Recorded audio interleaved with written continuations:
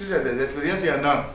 Mais combien d'expériences on a pu capitaliser et implémenter?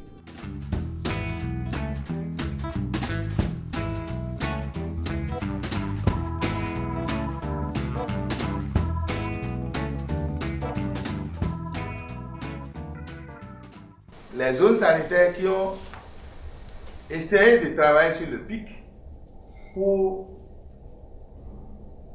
élaborer leur plan opérationnel de communication. Est-ce que ces plans opérationnels de communication sont mis en œuvre? Qu'est-ce qui fait que ça ne se fait pas? Comment nous allons nous y prendre pour que, en appui au pays, on puisse répertorier les actions prioritaires ayant des impacts avérés pour augmenter la demande des services du PICOM et augmenter la visibilité de cette intervention. Si nous développons la communication, comment nous pouvons dire que nous avons pu atteindre un niveau de performance dans la mise en œuvre de cette intervention? Ce n'est pas communication pour communication, mais c'est planifier, suivi et évaluer pour voir quel impact. Alors, la méthodologie, quelle méthodologie nous allons adopter? Vous voyez que ce n'est pas un atelier, c'est un atelier purement technique où ceux qu'on a invités ont des éléments à partager et des éléments à capitaliser, des éléments à orienter pour qu'on puisse avoir les résultats attendus. Et c'est dans ce cadre que s'inscrit cette première activité dénommée Atelier revue des expériences communicationnelles en santé adaptées au PICOM. Et à voir toutes les personnes que j'ai citées, tout ce que je vois ici, des cadres rompus en matière de PICOM, j'ai l'assurance que les résultats que nous poursuivons à travers cet atelier seront atteints. J'ai l'assurance d'avoir le parterre de cadres concentrés sur les documents. Nos attentes seront vraiment au rendez-vous. C'est sur ces mots d'assurance et d'espoir que je veux déclarer ouvert ce jour dans cette salle de conférence de Bubdos, l'atelier qui va durer 3 jours sur la revue des expériences communicationnelles en santé adaptées au PICOM dans les zones sanitaires de Komé, Bopa, Grand Popo, Koyogwe et Abomey Calavi, Soava. Vive la coopération du Bénin avec le gouvernement des États américains pour l'amélioration de nos indicateurs de santé. Vivre la santé communautaire. Je vous remercie.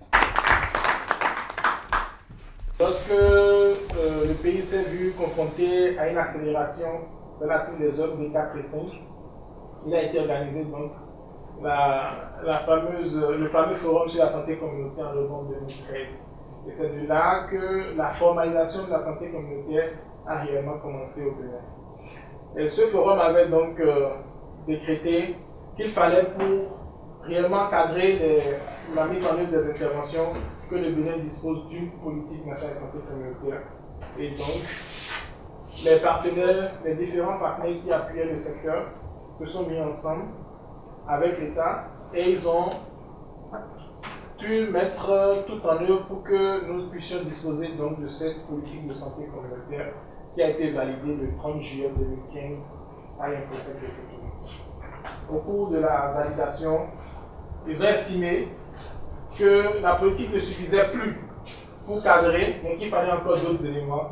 Donc d'abord des directives pour que chacun puisse connaître quels sont ses rôles et responsabilités dans la mise en œuvre, et également un plan stratégique qui permet de décliner sur 5 ans les activités prioritaires à mener en santé communautaire. Donc ces différents documents ont été élaborés. Ceci sur la base d'un partenariat solide, durable avec les professionnels de la santé, les membres de la communauté et les autres acteurs du développement, et ceci dans une organisation efficiente du système de santé au niveau local. Plus loin, nous allons voir un peu ce que va devenir le système de santé au niveau local, ce que préconise la politique dans ce cadre. Alors, comme but, bien sûr, c'est contribuer à l'amélioration du bien-être de l'ensemble de la population béninoise et particulièrement avec sa pleine participation. Pour ce faire, la politique s'est donné des objectifs spécifiques et 5 axes stratégiques. En termes d'objectifs spécifiques, il fallait donc assurer l'intégration de la santé communautaire au système local, au système national de santé, instituer une composante locale de santé communautaire au niveau de chaque village et quartier de ville. C'est cette composante que nous dénommons Colosse. Et cette Colosse, lorsqu'elle est mise en place, elle est sous double tutelle. Une tutelle administrative par un contrat avec l'arrondissement et la mairie, et une tutelle technique par un contrat de performance entre l'agent de santé communautaire qualifié et l'infirmier chef poste.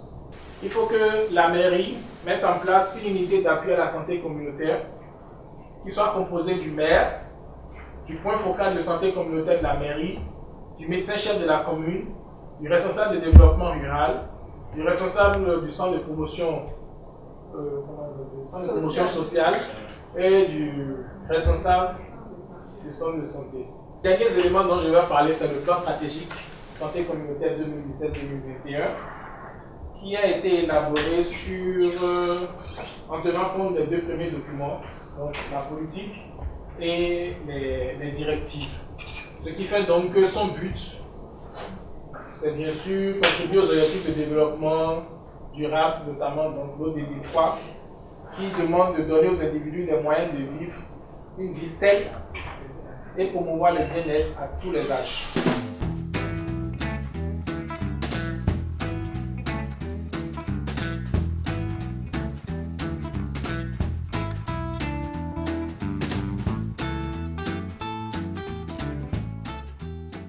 La mise en œuvre de ce projet à travers l'identification, la formation, les activités de lancement du projet, mais nous voulons augmenter la demande et l'utilisation des services du pays comme par les communautés, les femmes, les groupements, les organisations de la société civile, les personnes handicapées et les populations pauvres et marginalisées.